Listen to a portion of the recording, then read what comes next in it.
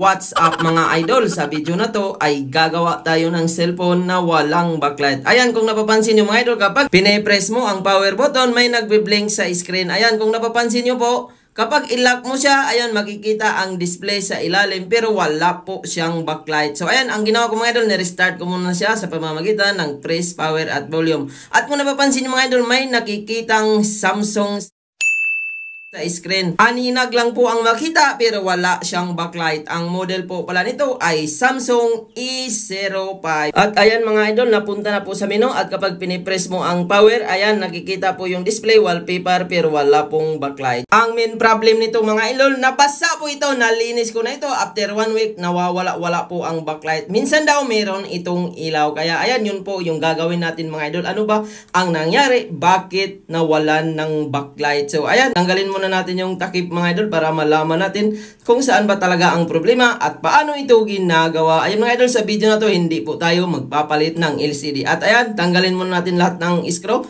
at mag-shoutout tayo rito. Ayan, lahat at sa lahat po ng ating viewers na nanonood ngayon, shoutout po sa inyong lahat. At sa gusto magpa-shoutout, comment po kayo sa video. At ayun, natanggalan natin yung screw at wala na rin po itong SIM holder dahil pinaiwan ko po ito mga idol. So kalugar ko lang po ang may-ari nito. Nahulog po ito sa tubig at bigla pong namatay. At nung nabuhay natin mga idol dahil nilinis natin yung mga nakaraan, at kung napapansin nyo po, meron po tayong rails nito na nilinis natin at nagawa naman. At ito po yung main problem mga idol. Kaya nawawala-wala ang backlight niya dahil nasunog po ang pinaka FPC connector or LCD connector sa mainboard. Pati po yung flex ng LCD. Ayan, kung napapansin nyo po, meron pong corroded or itim, kalawang na po siya. Pati po ang mainboard mga idol ay naapektuhan. Ayan, kung napapansin mga idol, tinester ko po siya. So, yung ibang mga linya mga idol, yung connector ay may palo at yung pinaka-positive line ng backlight sa board ay wala talaga siyang ilaw. Kahit palitan mo ito ng LCD mga idol, hindi po ito iilaw. Ayan, nag-order po ako ng LCD nito. So, tinesting ko po siya at kung napapansin nyo po, kahit palitan nyo po siya ng LCD ay wala rin po siyang ilaw. Ayan, para maging transparent po tayo sa inyo, baka sabihin ng iba, LCD lang po yan dahil walang ilaw. At ayan, itesting po natin, brand new LCD din po ito. At kung napapansin nyo mga idol,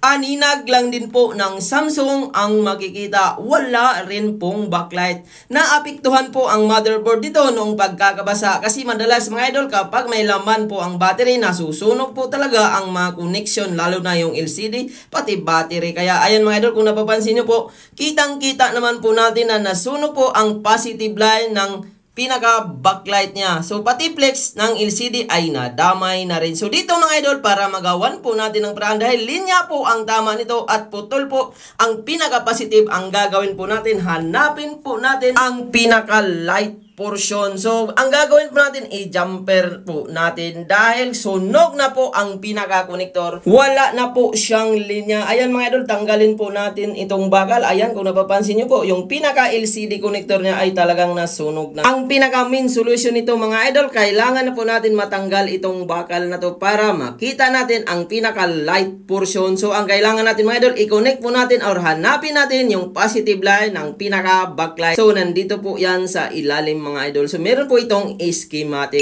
So, ayan, sundan nyo lang po ang ginawa ko mga idol. So, kung naka-encounter kayo na ganito at wala pong backlight, lalo na kung nabasa at nasunog ang pinaka-connector. So, pang-anim po yan na linya mga idol. Nakita naman natin ang kalawang mga idol kanina doon sa pinaka-flex. So, yung kinalawang, yun po yung walang linya. So, meron po isang corroded na part. So, kailangan natin yon ma-jumper mga idol dahil pati ang connector ay nasunog na rin. So, ayan mga idol, tinester ko po siya. Hanapin po natin ang nawalang linya doon sa pinaka-connector. At kung napapansin mga idol, ito po yung pinaka-positive niya mga idol. Dito po banda sa may diode na yan. So ayan, kung napapansin niyo po, mahina ang palo. So yun po yung positive. At yung katabi na capacitor ay iisang linya lang yan mga idol. So dito po tayo mag-jumper sa capacitor. So pwede naman i-jumper yan sa diode mga idol. So iisang linya lang po yan, yung itim. At yung capacitor sa gilid niya. At ayan mga idol, dahil natanggal na natin ang bakal. So para maging safe po yun, tinanggal muna natin yung board dahil may mga parts din po yan, baka maputol. At ayan, tinanggal natin yung camera kanina at ayan, ibalik po natin at i-jumper po natin mga idol. So, iisang linya lang po ang nawala dito. Ayan, simula sa una hanggang pang-anim. Yun po yung kinalawang mga idol. Kaya po, wala na po siyang ilaw dahil nasunog na po siya at naapektuhan ang pinaka-mainboard. So, dito po natin i-jumper sa diode or yung katabi niya na capacitor, iisang linya lang po yan. So, ayan mga idol. So, gumamit po tayo ng double adhesive at ayan, kinaskas po natin yung linya. So, bilangin niyo po mga idol, pang-anim dito sa LCD at doon sa pinaka LCD connector,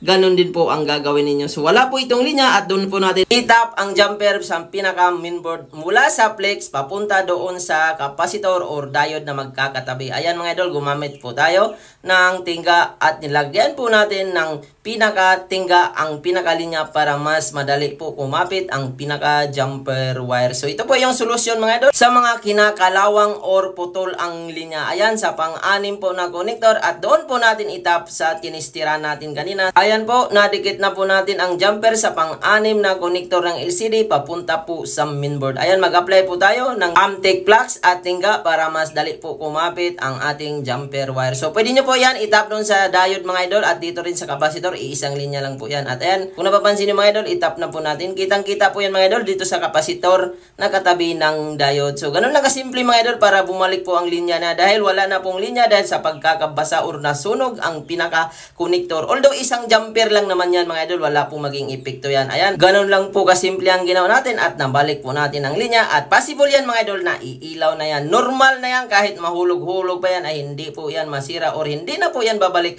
kasi kung napapansin nyo naman kanina kahit palitan po ng LCD ay hindi po gagana. At ayan mga idol, isubukan na natin. At kung napapansin niyo mga idol, gumana siya kaagad. Umilaw agad. Ang kagandahan po dito, original pa rin ang gamit nating LCD. At ayan mga idol, dahil natapos na natin pag jumper, ang gagawin natin mga idol, ayan, kitang-kita po yung jumper natin. Para mas tumagal pa siya, takpan po natin ang pinaka jumper wire para hindi na po siya magalaw-galaw. So gumamit po tayo ng tape at yung tinanggal nating bakal hindi na po natin ibalik yan mga idol kasi yun po yung cause na mag-short ang motherboard kapag binabalik pa ang shed na tinanggal natin. So ayan, ibalik natin yung pinaka-screw mga idol at tingnan natin kung magta-touch pa ba ang original LCD at hindi na ba siya magloko. Ayan mga idol, so maraming salamat po sa inyong tiwala at sa mga gustong magpaayos, mag-PM lang kayo sa ating FB page, Julfon TV Official, New Feeds. Nagsishift po ako, Luzon, Visayas at Mindanao. At ayan mga idol, dahil nalagay na natin ang mga screw, ayan, normal na po ang ilaw, hindi na po talaga nagluloko. At dahil back job po itong mga idol, ginawa ko lang po ito ng libre at sinabi ko sa kanya na i-vlog ko na lang ulit dahil una mga idol, nung nilinis po natin ay talagang gumana naman siya kagad. After 1 week mga idol, doon na po nawala ang ilaw at ang sabi ko sa kanya, orderan ko ng LCD, baka sa LCD ang tama. At dahil ganun pa rin mga idol, nilibre ko na lang po ang paggawa dahil nasa mainboard naman po ang tama, hindi ko na siya siningil.